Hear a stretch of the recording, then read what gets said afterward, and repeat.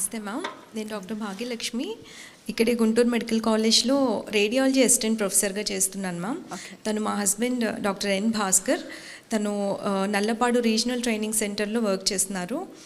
Actually తను double lung transplant recipient ma'am. మనందరికీ తెలుసు, కోవిడ్ పాండమిక్ అందరి లైఫ్స్ని ఎంత డిస్టర్బ్ చేసిందో. తను కోవిడ్ టైంలో 2021 ఆ టైంలో కారంచేడు పిహెచ్సిలో మెడికల్ ఆఫీసర్గా వర్క్ చేస్తున్నారు మ్యామ్. నేను అప్పుడే గుంటూరు మెడికల్ కాలేజ్కి అసిస్టెంట్ ప్రొఫెసర్గా వచ్చాను. మేమిద్దరం కూడా కోవిడ్లో వర్క్ చేస్తూ ఉన్నాము. సో ఆ టైంలో ఎలా ఉండిందంటే, మేము కష్టపడి చదువుకున్నాము, జాబ్స్ వచ్చినాయి, లోవర్ మిడిల్ క్లాస్ ఫ్యామిలీస్ నుంచి వచ్చాము, కొంచెం సెటిల్డ్గా ఫీల్ అవుతున్నాము. అందరిలాగే మిడిల్ క్లాస్ వాళ్ళందరూ ఒక సొంత ఇల్లు కావాలనుకుంటారు. సో సేవింగ్స్ తోటి ఒక ఫ్లాట్ కొనుక్కున్నాము. ఏదైనా ఎమర్జెన్సీ వస్తే ఉంటాయి కదా అన్నట్లు ఒక 5 lakhs సేవింగ్స్ పెట్టుకున్నాం. చాలా సేఫ్ అండ్ సెక్యూర్గా ఫీల్ అవుతున్న టైం అది. బట్ కోవిడ్ సెకండ్ వేవ్ మా లైఫ్ని తలకిందులు చేస్తుందని అప్పుడు మాకు తెలియదు. ఏప్రిల్ లాస్ట్ వీక్లో మేమిద్దరం కూడా కోవిడ్ ఇన్ఫెక్షన్కి గురయ్యాము. In spite of taking all the precautions, but మేమిద్దరం ఇన్ఫెక్షన్కి గురయ్యాము. అందరిలాగే మేము కూడా హోమ్ ఐసోలేషన్లో ఉన్నాము. కావాల్సిన ప్రికాషన్స్, మెడిసిన్స్ తీసుకుంటున్నాం. 4th డే మేము సిటీ స్కాన్కి వెళ్ళాం మ్యామ్. సిటీ స్కాన్లో Bhaskar lungs almost more than 50% involve అయినట్లుగా తెలిసింది. సో ఇమ్మీడియట్గా రెమ్డెసివిర్ ఇంజెక్షన్స్ తీసుకున్నాము. జీజీహెచ్లోనే అడ్మిట్ అయ్యాము ఇనీషియల్గా.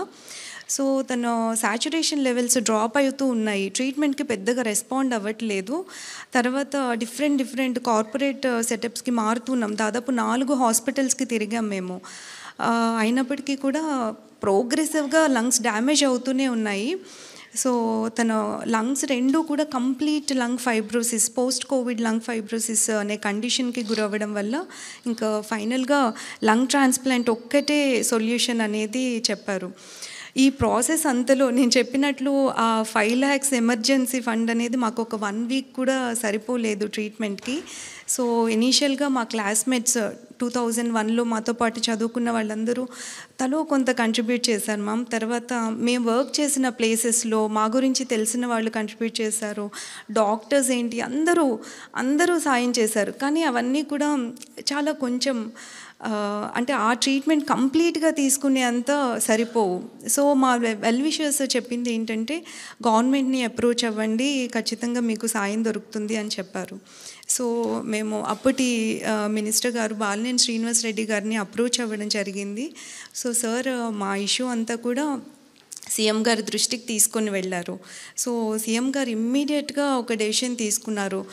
ఇంత కష్టపడి ఆనెస్ట్గా పనిచేస్తున్న డాక్టర్స్ ఈరోజు కోవిడ్ వల్ల చనిపోయే పరిస్థితి ఖచ్చితంగా రాకూడదు, గవర్నమెంట్ అండగా నిలబడుతుందని వెంటనే భాస్కర్ ట్రీట్మెంట్కి అవసరమైన ఎంత అయితే అంత గవర్నమెంట్ భరిస్తుంది అని మాట ఇచ్చారు.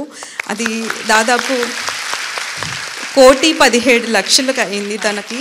సో ఆ మొత్తం అమౌంట్ కూడా గవర్నమెంటే పే చేసింది.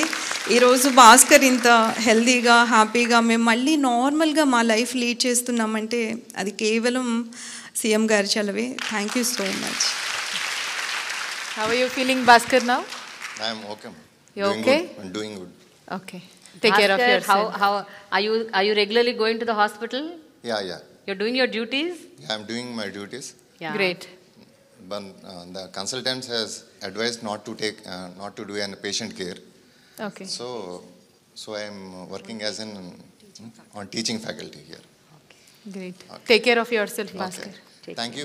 మేము కష్ట కాలంలో ఉన్నప్పుడు మాకు హెల్ప్ చేసిన ప్రతి ఒక్కరికి, ముఖ్యంగా సీఎం గారైన జగన్మోహన్ రెడ్డి గారికి, నాకు లంగ్ డొనేట్ చేసిన ఆ డోనర్ అండ్ దేర్ ఫ్యామిలీకి మేము జీవితాంతం రుణపడి ఉంటాం.